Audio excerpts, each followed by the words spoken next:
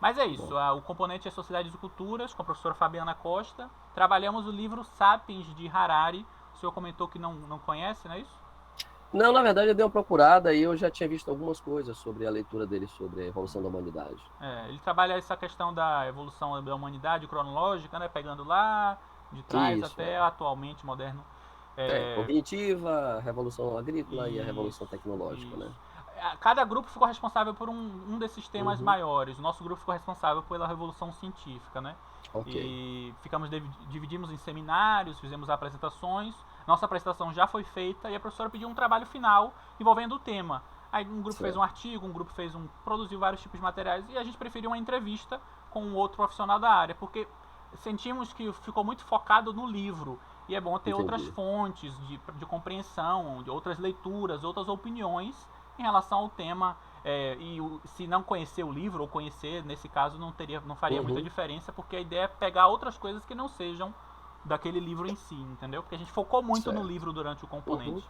Então a ideia é mais ou menos essa. Não é uma entrevista longa, eu vou editar o vídeo depois para ficar bem curto, eu vou mandar para ela por e-mail e pronto. O prazo final do nosso trabalho, inclusive, é hoje. aham. Então, graças aos deuses de todos os Olimpos, que o senhor aceitou Ok. a nossa entrevista hoje. Caso não tivesse sido aceita, eu entrar em contato com ela ia dar um prazo extra, porque os outros professores nenhum podia, mas Uhum, que bom que pôde, né? Deu tudo certo. certo. Vamos lá, É, antes de você começar a gravar aí, qual é a linha das perguntas? É falando mesmo desse momento da Revolução Científica, a partir do século XVI, é ou desde a percepção de ciência lá na Grécia Antiga? eu, eu, Qual, eu qual é o foco acredito de que vocês? nós vamos focar muito mais na ciência um pouco mais contemporânea. A gente vai tentar Século focar XIX e isso, século XX. isso. A gente vai focar mais no lugar da ciência na Uhum, sociedade mais contemporânea, moderna, como ela afeta o mundo atual, o lugar da ciência em cada parte da sociedade, guerra, ok, economia, política, o lugar da ciência em cada parte disso, que foi o que tá. Harari mais falou nesse quesito. A gente vai trabalhar mais, mas pode ficar bem aberto. Quanto mais opinião o senhor tiver, quanto mais reflexão, melhor. Tudo aqui é válido. Mas vamos pegar mais essa ciência um pouco mais moderna, tá bom? Pegamos perguntas do grupo inteiro. Foi um brainstorm, todo mundo fez perguntas. E Ricardo ele vai fazer as perguntas aí. Eu e ele nós somos monitores do grupo e Ok. as outras pessoas são colaboradores, né? O grupo inteiro não está aqui, senão seria muita gente. Mas é isso. Agradeço novamente. Vou botar para gravar. E Ricardo, pode ficar aí à disposição, tá certo? Fala, Ricardo, manda aí.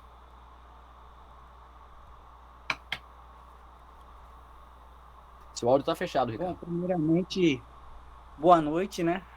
Boa Eu noite. sou estudante daqui da UFSB, né? Faço licenciatura interdisciplinar em Ciências Humanas e Sociais e suas tecnologias. E a gente fez, na verdade, formulamos as perguntas baseado no livro e em alguns acontecimentos também que ocorreram durante todo o processo da Revolução Científica, né? E queremos saber aí, sobretudo, no que diz respeito aí à sua trajetória um pouco, para a gente começar, né, com as perguntas iniciais. Então, boa noite, agradeço o convite.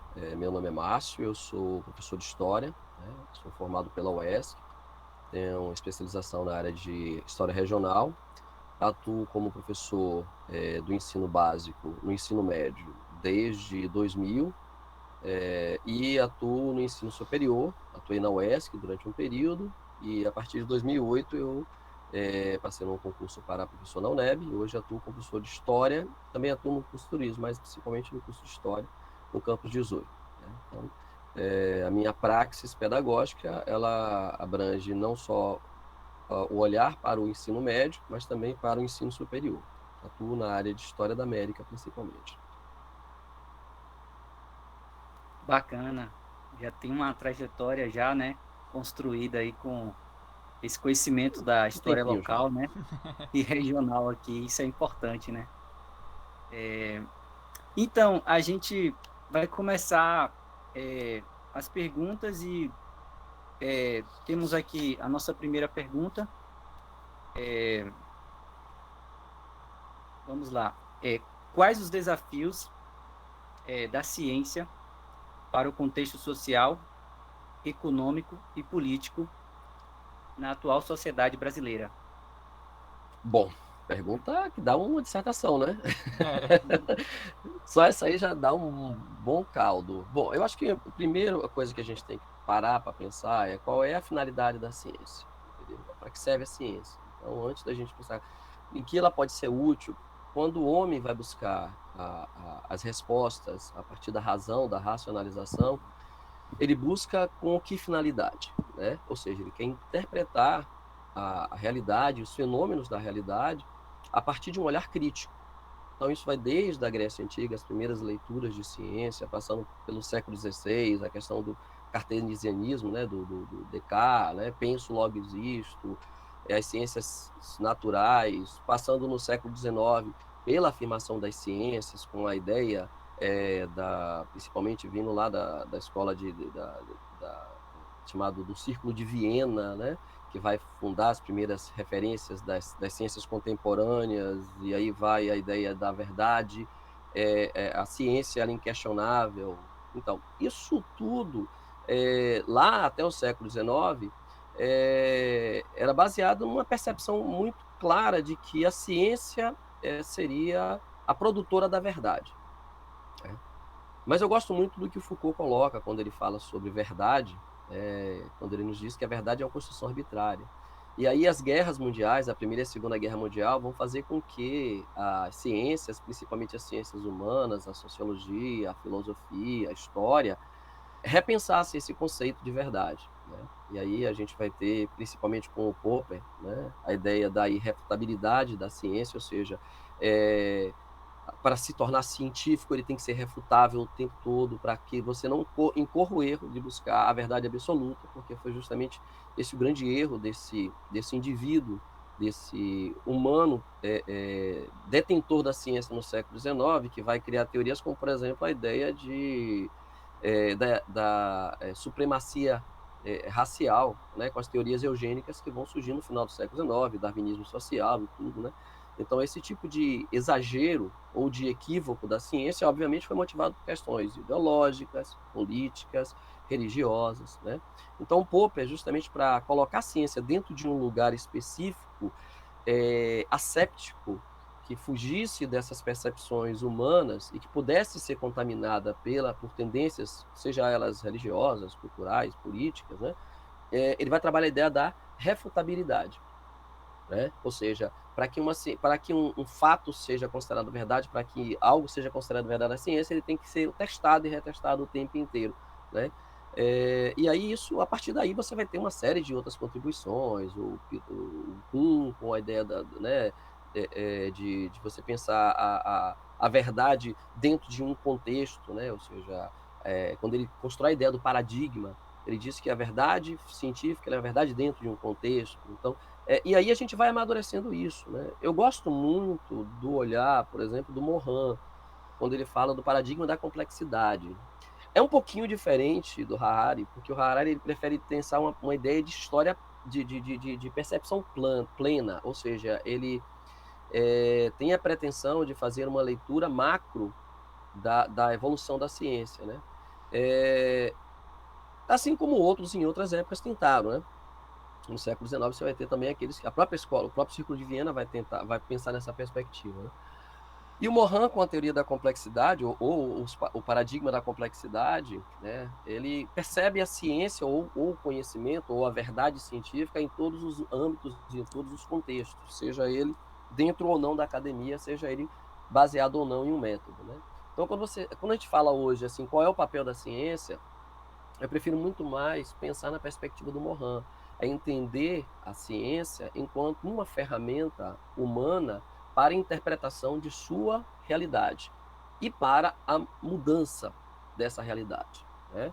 Então, a tecnologia ela atua produzindo armas superpoderosas, mas ela também atua produzindo remédios que curam, como a AIDS, e agora, graças a Deus, a gente já tem, né, vacina para a Covid, e muito em breve a gente vai estar se livrando desse mal. Né? Então, a ciência é uma ferramenta humana, né? Que basicamente tem por finalidade cumprir um objetivo junto à humanidade.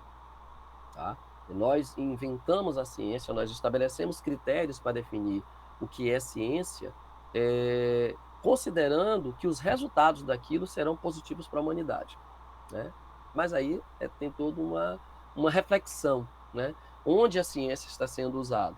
Quando a gente pega, por exemplo, a ideia de sociedade líquida, né? de modernidade líquida, do Bauman, a gente vai ver justamente que essa dissolução das questões locais com a globalização, graças a uma ferramenta tecnológica que é a internet, que é a rede social, vai terminar gerando, por um lado, um conhecimento mais amplo de mundo, mas, por outro lado, vai fazer com que as sociedades se fechem para garantir as suas referências culturais, como a afirmação da xenofobia na Europa, tudo. Então, tudo isso são reflexos. Então, no meu olhar, né, eu, enquanto professor, enquanto pesquisador, eu percebo a ciência enquanto uma ferramenta que pode, sim, ser extremamente positiva para a humanidade, mas, entretanto, ela precisa ser pensada dentro de uma praxis, dentro de uma realidade, dentro de um campo de realidade.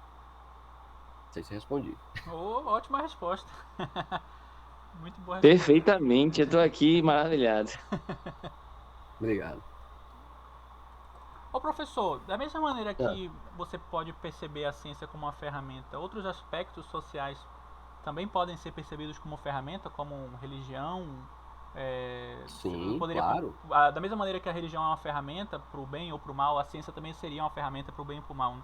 Da mesma maneira que a ciência produz vacinas ou comida para todo mundo, ela produz armas de guerra, seria isso, né? Também, sim. Os elementos culturais, e aí os estudos culturais, hoje, eles representam uma das, digamos assim, das correntes de pensamento que mais incomoda os pensamentos tradicionais. Por quê? Porque eles compreendem a percepção de cultura fora de uma ideia evolucionista.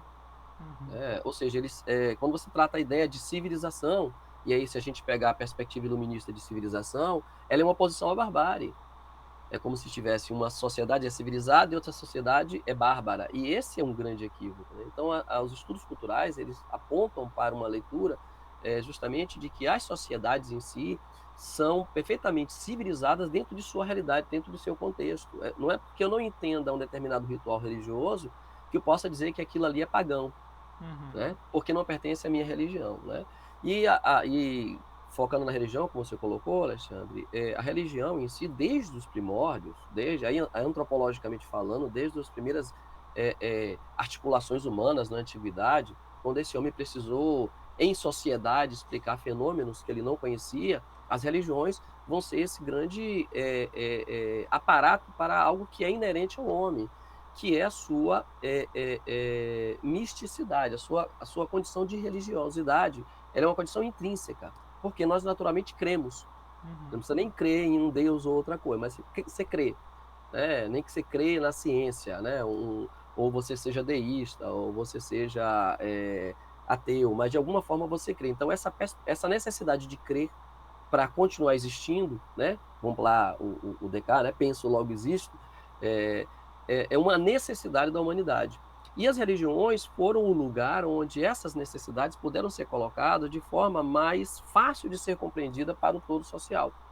Por quê? Porque você utiliza uma linguagem mais ampla, uma linguagem mística, fantástica, e você dá respostas mais definitivas, né? A construção dos dogmas. Então, sim, as religiões são fundamentais.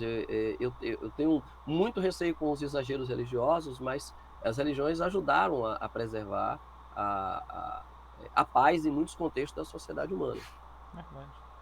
Só uma outra pergunta aqui para não te interromper, Ricardo. Tô aproveitando, fazendo uns links mentais aqui de umas curiosidades que eu tenho, né? Eu sempre tive uma impressão, isso é uma pergunta pessoal, aproveitar aqui o conhecimento, eu sempre tive a impressão que a ciência avançou muito em períodos de guerra. A guerra ela forçava a pesquisa muito rápida, a sociedade a avançar muito rapidamente. A guerra ela sempre forçou, na minha visão, né? Isso realmente é verdade? Tipo, os países avançavam, os países que mais guerreavam avançavam mais? Porque, por exemplo, durante a Segunda Guerra Mundial você tem avanços científicos que hoje nós fazemos muito uso, né? O computador, o avião, a jato. E será que nós teríamos esses avanços tão rápidos se não tivessem acontecido essas guerras? Ou eu estou errado? O que o senhor... Então, eu gosto muito da leitura do Kuhn quando ele trabalha a ideia de paradigma, né? Cada época ela vai ter uma exigência. Por exemplo, o mundo, nos últimos 2 anos, investiu mais em vacina do que ele tinha investido nas 2 últimas décadas. Mesmo sabendo que a Covid, né, que a gente vai chamar de Covid, mas a SARS-CoV, ela vai ter um surto em 2003 e sabia-se que haveria um grande surto, né? E mesmo assim, houve não houve um estímulo, porque não havia o risco. Então, acho que o que estimula o homem, a ciência, é a necessidade que aquilo traz. A guerra traz uma necessidade óbvia, porque ela é uma necessidade geopolítica, econômica. Então, você passa por cima de todos os outros elementos. Você pode sobressaltar. Eu tenho que investir em educação, eu tenho que investir em saúde, mas eu estou em guerra. Então, para que vai fazer sentido investir em educação se todo mundo vai morrer numa guerra? Então, você termina revertendo todo um olhar, todo um conjunto de ações humanas para a guerra. Por exemplo, o Projeto Manhattan, que era um projeto, a princípio, da fusão nuclear para usos de quê? Para usos pacíficos. Né? Era a usão da fusão nuclear. Né? E, de repente, ela se torna um grande projeto que vai criar a bomba atômica. Professor, é Berkeley que está falando, aluno aqui, desculpe. Agora surgiu uma dúvida, não uma dúvida, mas uma curiosidade aqui. Essa necessidade faz com que descobertas científicas ou então resoluções científicas entrem em uso sem a devida comprovação, porque existe uma fé muito grande, como a gente falou de religião aí, acreditar na ciência, naquela comprovação científica, e por conta dessa necessidade, né, de rapidez, como na guerra, como numa situação pandêmica que estamos vivendo, coloca-se soluções científicas para resolver sem a devida comprovação 100%, vamos dizer assim, de tal eficácia, principalmente da vacina. Berkeley, boa pergunta. Vamos para Popper, né? Trabalhar a ideia da refutabilidade. Não existe verdade 100% na ciência. Não existe. Uma verdade só é científica se ela puder ser refutada, entende? Então, qual é o objeto principal da ciência? É a necessidade da comprovação constante. Vamos dar um exemplo, por exemplo, a vacina da Covid, entendeu?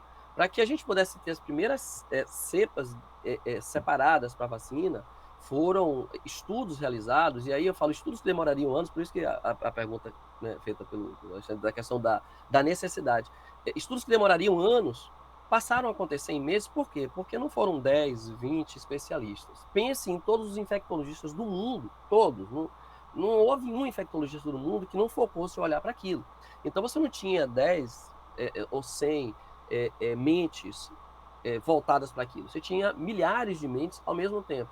Isso gerou um volume de pesquisas e trabalhos, e também, claro, os estados nacionais, infelizmente não o Brasil, que aqui a gente tirou verba, mas os estados nacionais, na sua grande maioria, investiram, multiplicaram o seu investimento em pesquisa. Os centros de pesquisa receberam verbas assim, olha, é um cheque em branco. Alemanha, Estados Unidos, Japão, China, receberam cheques em branco. Olha, pode gastar o que for preciso aí para incremento. Por quê? Porque você vai fazer um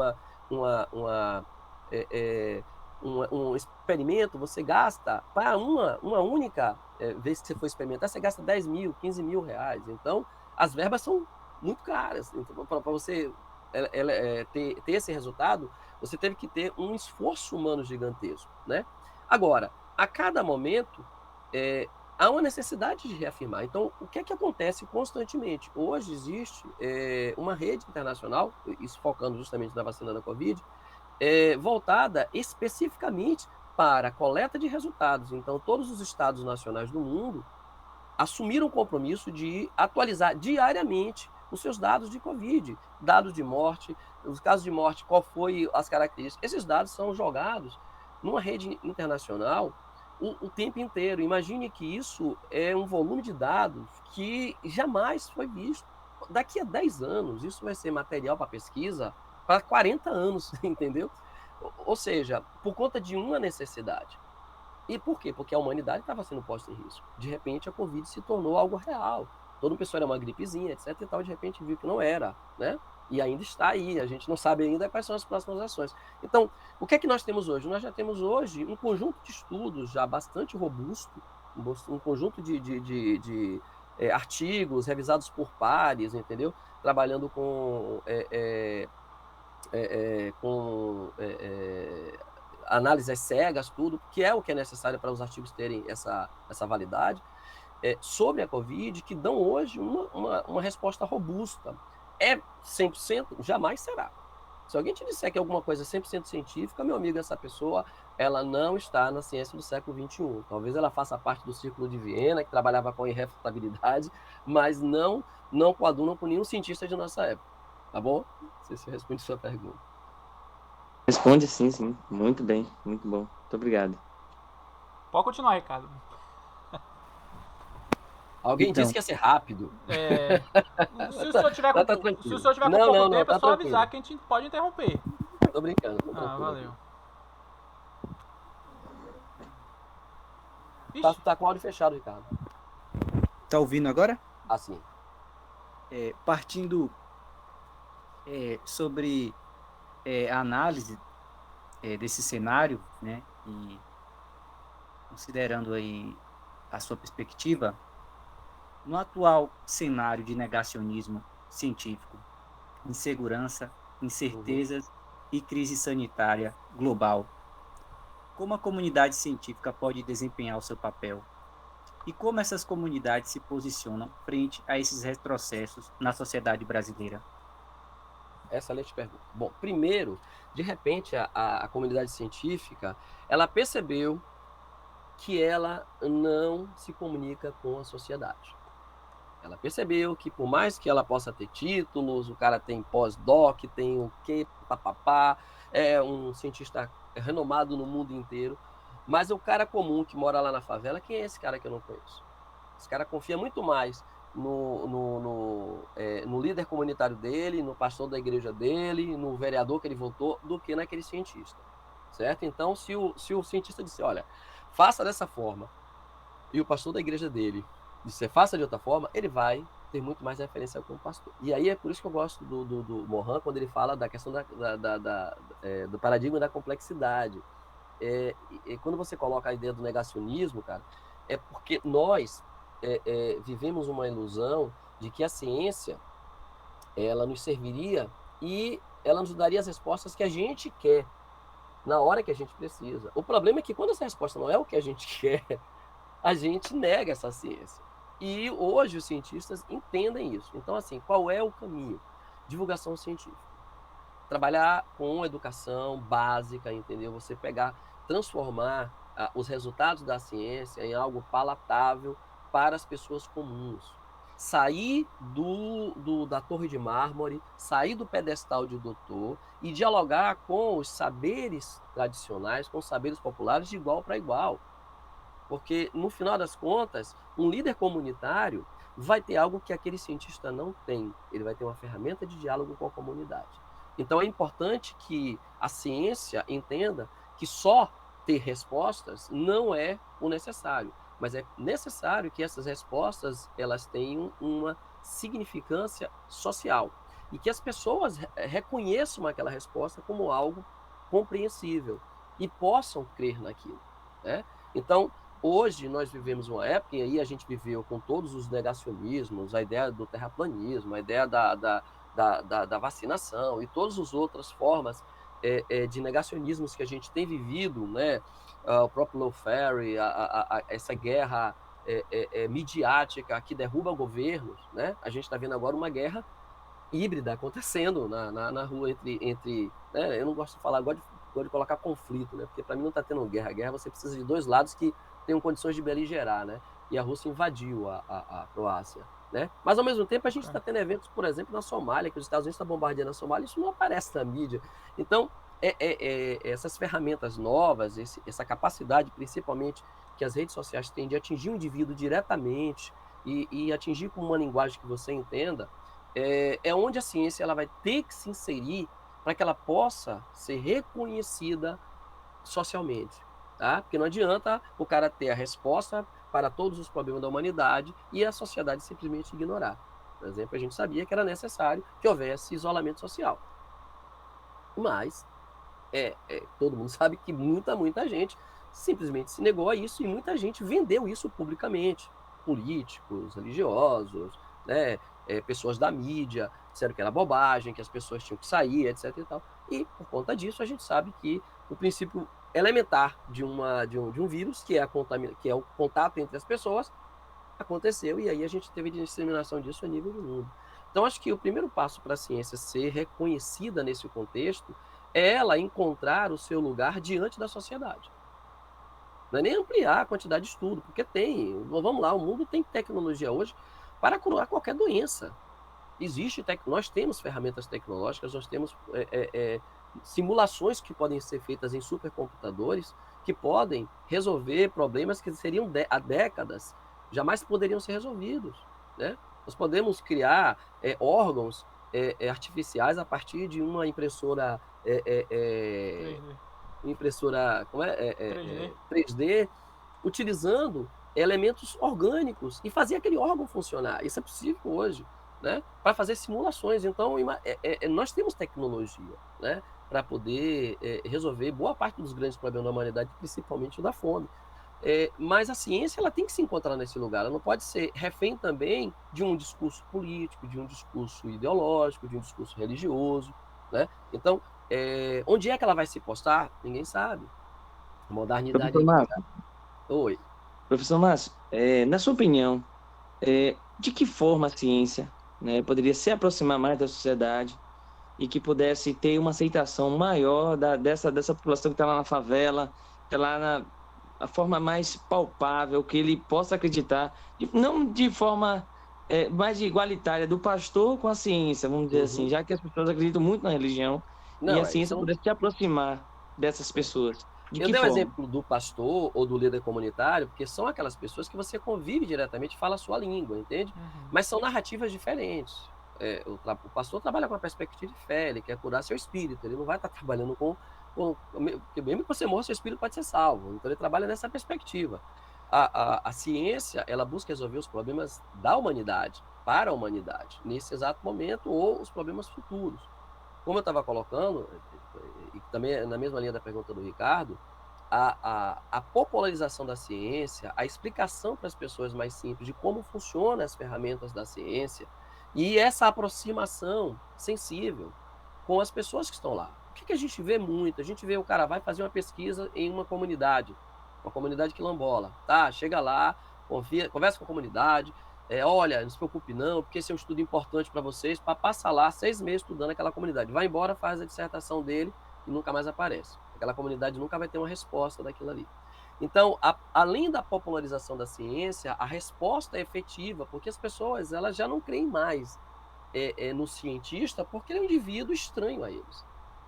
Ele fala uma língua estranha, ele se comporta de forma estranha, e nós temos naturalmente a tendência ao estranhamento, né? A Laplatine ele falava, né, que a primeira impressão que o indivíduo tem do outro é estranhamento, né? A relação falta 10 minutos para terminar a chamada. A relação de similaridade, ela vem com a convivência, né? Então a antropologia ela puxa um pouco para essa linha, né? Então acho que a ciência ela precisa se humanizar. Quando ela se humanizar e perceber essas vicissitudes do ser humano, né, da humanidade e dessa multiplicidade de perspectivas, que eu gosto muito da leitura do Morin, vou voltar a falar, se vocês puderem leiam, né, sobre o paradigma da complexidade de Morin, gente, porque ele explicaria muito melhor esse momento agora do que essa ideia do incremento tecnológico do Harari. Tá? Eu acho que é legal a leitura do Harari, mas eu acho que é uma leitura que foca apenas no indivíduo cientista, nesse indivíduo, como se a humanidade fosse unificada, e ela é muito mais complexa, né? Essas respostas, elas necessitam justamente dessa multiplicidade de olhar. Ótima resposta, professor. Tenho certeza que a professora vai assistir esse vídeo e vai gostar muito. Eu acho que ela vai até usar essa entrevista em futuros componentes, se possível.